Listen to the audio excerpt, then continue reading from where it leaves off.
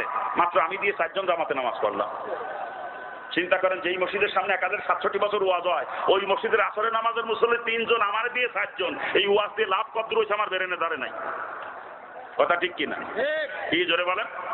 আজকে আপনাদেরকে চন্দনা চৌরাস্তা ঈদগাহ ময়দানে বয়ান করতেছি। আজকে নয় শুধু, আল্লাহ পাক যদি আমাকে হায়াত দিয়ে দেয় কিয়ামত পর্যন্ত, আর এইখানে বসে আমি কিয়ামত পর্যন্ত নামাজের বয়ানই করতে থাকি, তবু এই এলাকার মুসলমান সব নামাজি হবে না। কথা ঠিক কিনা? কি হবে বলেন?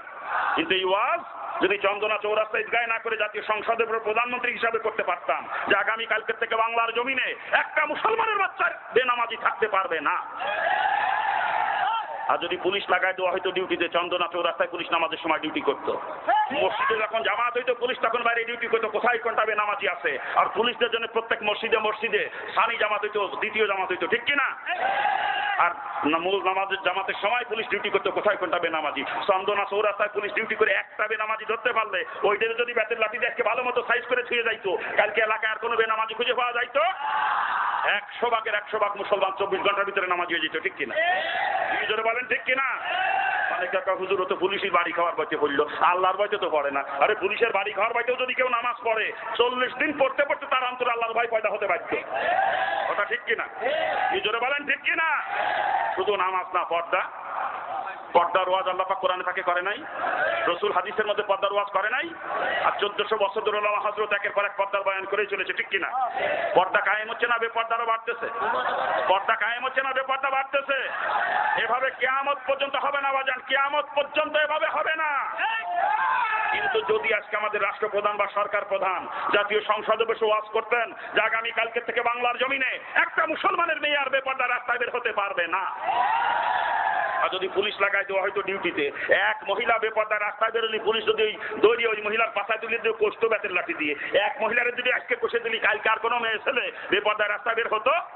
আরে মুসলমানের মেয়ে ছেলে তো দূরের কথা, হিন্দু মহিলারাও চিন্তা করতে রাস্তায় বেরোলে কিন্তু পুলিশই কষবে না। কি পর্দা কায়েম হইতো না? এই নামাজ কায়েম করতে, পর্দা কায়েম করতে সময় লাগে মাত্র 24 ঘন্টা। এক কথা, ইসলাম কায়েম করতে সময় লাগে 24 ঘন্টা। মাধ্যম হতে হবে শাসন ব্যবস্থা, ঠিক কিনা? তার বাস্তব উদাহরণ নেন। আমাদের দেশ যখন পাকিস্তানের অঙ্গ ছিল, পূর্ব পাকিস্তান ছিল, তখন রাজধানী ছিল পশ্চিম পাকিস্তানের রাওয়ালপিন্ডি, আর প্রেসিডেন্ট ছিলেন আইয়ুব খান।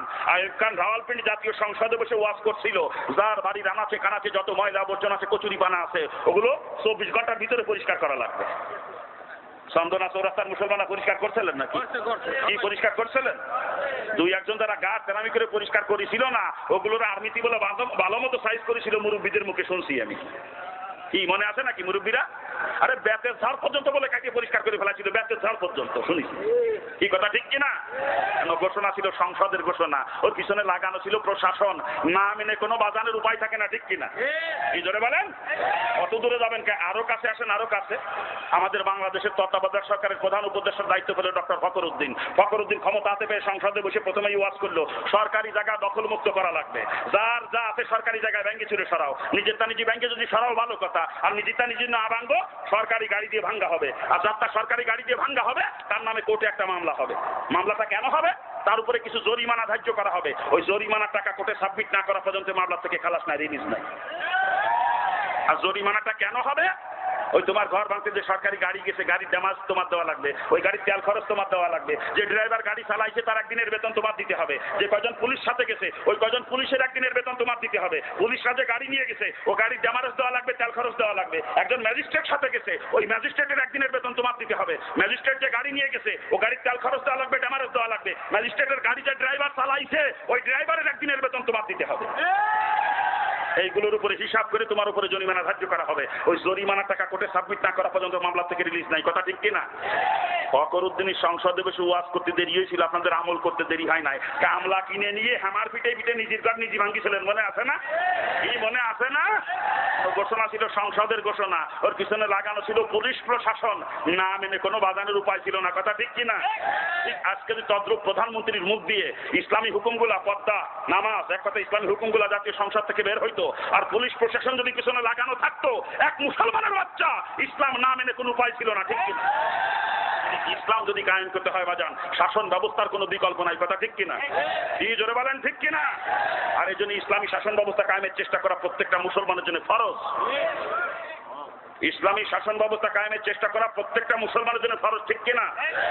আবু দাউদ শরীফের বাবু জিহাদ কিতাবের একখানা হাদিস, রাসূল বলেন যদি কেউ ইসলামী শাসন ব্যবস্থা কায়েমের চেষ্টা না করে এবং আকাঙ্ক্ষাও যদি অন্তরের মধ্যে না রাখে, ওই অবস্থায় লোকটা যদি মারা যায়, রাসূল বলেন ওটা মুনাফিক হয়ে মরবে, মুনাফিক হয়ে। আমার বাপের ঘরের কথা না, কিন্তু রাসূলের হাদিস, আবু দাউদ সিয়াসাত্তার একখানা আবু দাউদ, কি বলেন? আবু দাউদ শরীফের হাদিস, মনে রেখে দিয়ে। তাতে যত বড় মাওলানা সাহেব হোক আর যত বড় মোবাল্লিগ হোক আর যত বড় পীর সাহেবই হোক না কেন, যদি ইসলাম শাসন ব্যবস্থা কায়েমের চেষ্টা না করে বা আকাঙ্ক্ষা অন্তরের মধ্যে না রাখে, ওটাও মুনাফিক হয়ে মরবে, রাসূলের হাদিস। আমরা কি মুনাফিক হয়ে মরতে চাই নাকি কেউ? কি মুনাফিক হয়ে মরতে চাই কেউ আমরা? তাহলে ইসলামী শাসন ব্যবস্থা কায়েমের চেষ্টা করতে হবে। রাজি আছেন? রাজি আছেন? কারা কারা রাজি? হাত তোলেন। নামান হাত। বুঝছি আজকে ওয়াজ মাহফিলে আইছেন তো, আজকে খালি হাত না, আজকে সুযোগ পালে ইসলামের পক্ষে পা উঠ হয়ে যাবেন, তাও জানি। যখন ভোট কেন্দ্রে ভোট দিতে যাবেন, ও জায়গায় ইসলামের পক্ষে দেবেন না, ও জায়গায় যে কসমেনের নৌকর গোলইতি, আনালি ধানের শিশির কুড়ায়, আনালি লাঙ্গলের কুটিয়ে, ঠিক কিনা? জোরে বলেন ঠিক কিনা? ওয়াজ মাহফিলে সে ইসলামের পক্ষে হাত তুলে স্লোগান দেয়, আর ভোট কেন্দ্রে সেই আদ্যবার ইসলামের বিপক্ষে সিল মারে, ওগুলোকে তাজা মুনাফিক আর তাজা মুনাফিক।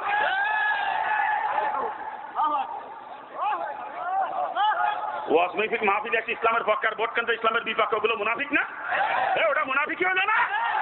আমরা কি আর মুনাফিকি করবো নাকি? বাবাজান, আমার পরিচয় তো আপনারা শুনছেন কম বেশি, নাকি বলেন? আমি হিন্দুর বাচ্চা কিন্তু। আর হিন্দু অবস্থায় ছাত্রলীগের জেলা সেক্রেটারি ছিলাম, ছাত্রলীগের মাগুরা সরকারি কলেজের ভিপি ছিলাম আমি। ছাত্রলীগের প্যানেল থেকে কলেজের ভিপি নির্বাচিত হয়েছিলাম। আজকে যদি আওয়ামী লীগ করতাম, আজকে এমপি না, আজকে আমি মিনিস্টার হতাম। এত দাপট ছিল আমার দলের মধ্যে, জানেন আপনারা? আমার নাম শুনলেও মানুষ ভয় পাইতো, এত বড় ক্যাডার ছিলাম আমি ছাত্রলীগের। নাম শুনলেও ভয় পাইতো মানুষ। মহিলারা বাচ্চাদেরকে ঘুম পড়াইতো আমার নাম কইয়ে, যে আসতেছে কিন্তু রানা মাস্তান। আমার নাম, যার নাম ছিল রানা, আসতেছে কিন্তু কইলেই বাচ্চারা ভয়তে চোখ বন্ধ করে ঘুমাই যেত, ভয়তে। আমি সেই ক্যাডার, সেই মাস্তান।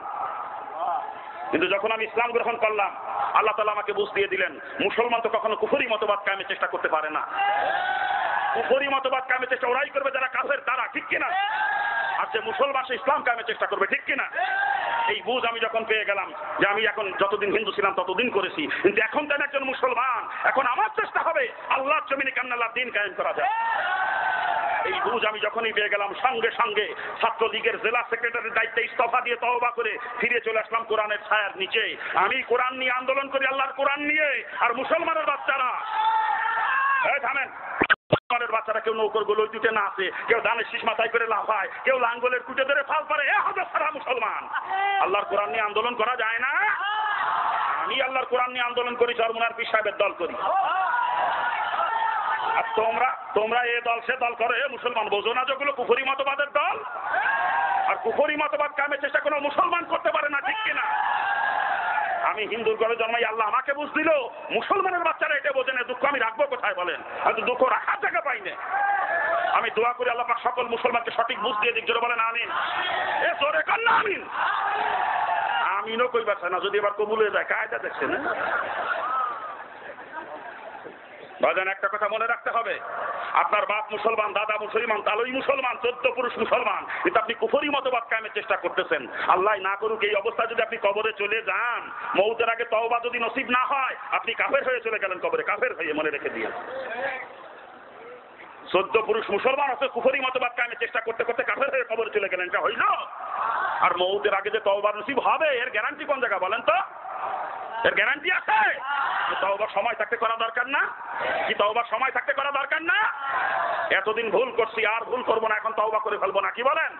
এখন থেকে আর কোনোদিন কুফরি মতবাদ কায়েমের চেষ্টা করবো না, কি বলেন? এখন থেকে মউত পর্যন্ত ইসলাম কায়েমের চেষ্টা করবো। রাজি আছেন? কারা কারা রাজি? হাত তোলেন। কারা কারা রাজি? হাত তোলেন। আর কুফরি মতবাদ কায়েমের চেষ্টা করবো না আমরা। আমরা মুসলমান, আমরা মউত পর্যন্ত ইসলাম কায়েমের চেষ্টা করবো, কি বলেন? আল্লাহ পাক সকলকে কবুল করে নিক, জোরে বলেন আমিন। জোরে বলেন না আমিন। আমাদের ভাইজানকে আল্লাহ পাক ইসলামের জন্য কবুল করুক, জোরে বলেন আমিন। জোরে বলেন না আমিন। খারাপ লাগতেছে আপনাদের? হ্যাঁ, অনেকে কয় মোল্লাদের আবার তো রাজনীতির দরকার কি? হুজুররা রাজনীতি করবে কা কয় না? আচ্ছা, রসুল কি রাজনীতি করেছেন কোনোদিন? রসুল শুধু রাজনীতি করেছেন তা না, রসুল আমার রাষ্ট্রপ্রধানও ছিলেন, ঠিক কিনা? শুধু রসুল একা নন, রসুলের সব থেকে কাছের চারজন মানুষ, হযরত আবু বকর, হযরত ওমর, হযরত ওসমান, হযরত আলী রাদিয়াল্লাহু আনহুমা, ওনারাও চারজনের রাষ্ট্রপ্রধান ছিলেন, ঠিক কিনা? রসুল করলেন রাজনীতি, সাহাবায়ে কেরাম করলেন রাজনীতি। আমরা যদি রাজনীতি না করি রসুলের উত্তরসূরি দাবি করতে পারবো? রসুলের উম্মত বলে দাবি করা যাবে? রাজনীতি যেটা করে না ওটা রসুলের উম্মতি না।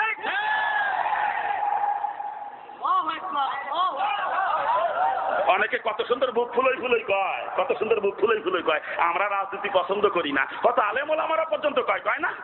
ওই যেটা ফাইটে যায় দুঃখে কত পীর সাহেবরাও কয় না? রাজনীতি যদি কেউ পছন্দ না করে তার ঈমান থাকে?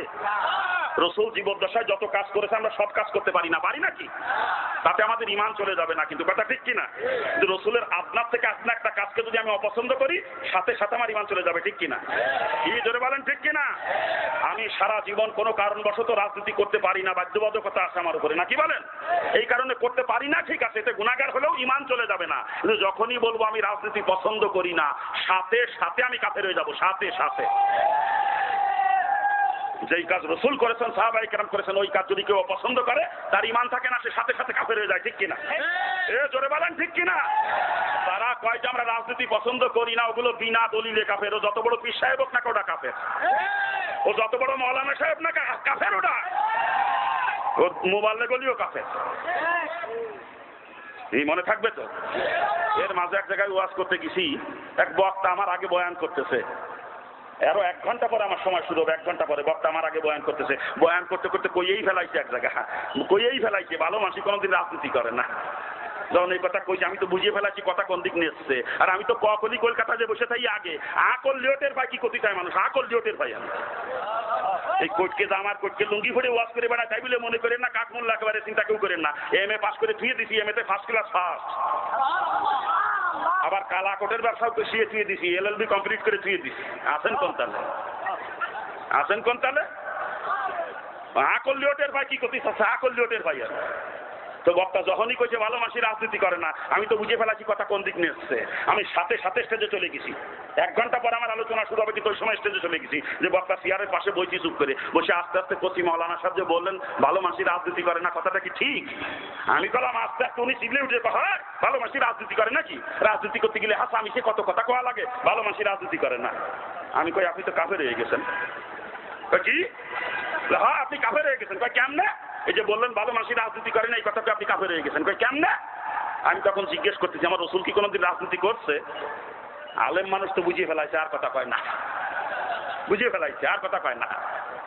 আমি তখন বলতেছি রসুল শুধু রাজনীতি করেছেন তা তো না, রসুল তো রাষ্ট্রপ্রধানও ছিলেন।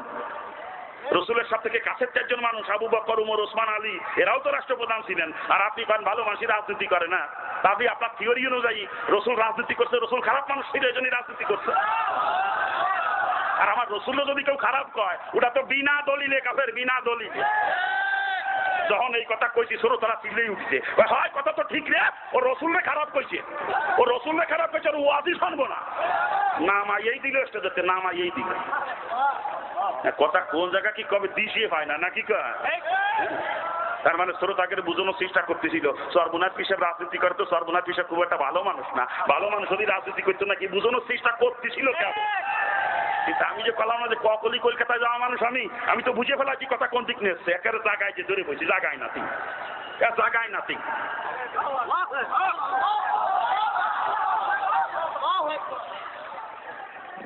মানে সরমুনার বিরোধিতা করতে হবে তো ইমান চলে যায় যাক, নাকি কয়? ইমান চলে যায় যাক, সরমুনার বিরোধিতা করতে হবে, নাকি কয়? হ্যাঁ, কত মৌলানা সাহেবের, কত পীর সাহেবের গায়ে এলার্জি উঠিছে, সরমুনায় থাকাও, সরমুনায় থাকাও, নাকি কয়? সরমুনায় থাকাও, সরমুনায়। সরমুনার বিরোধিতা করা মানে ইসলামের বিরোধিতা, সরমুনার বিরোধিতা করা মানে রসুলের বিরোধিতা করা। সরমুনার পীর সাহেব রসুলের তরিকার খেলাফ জানতে স্বরূপ একটা কদম কোনোদিনও চলে না, সেই হলো চরমুনার পীর সাহেব। চরমুনার বিরোধিতা করতে যে ঈমান চলে যাচ্ছে খবরও নাই, কথা ঠিক কিনা?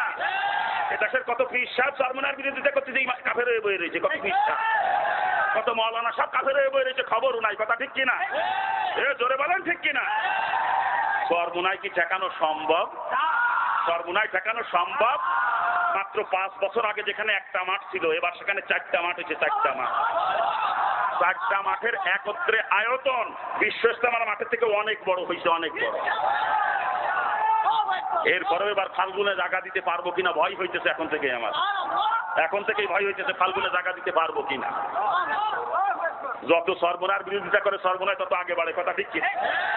জোরে কান ঠিক কিনা? আমার এলাকায় একটা কথা চালু আছে, কথাটা ভাষা খারাপ, শুনতে খারাপ লাগে, বলবো? আপনারা বেজার হবেন না তো? আমার এলাকায় এই কথাটা চালু আছে, আল্লাহ যদি কারো চুল ধরে উপরের দিক টানে, সারা দুনিয়ার মানুষ বাল ধরে এটা নিয়ে 1 ইঞ্চিও নামাতে পারে না। ঠিক আছে? হ্যাঁ, আরে সর্বনার পিসাবে চুল ধরে আল্লাহ টানে উপরের দিক, তুই বদমাইশ বাল ধরে কটুক নামাবি, কটুক নামাবি তুই। হ্যাঁ,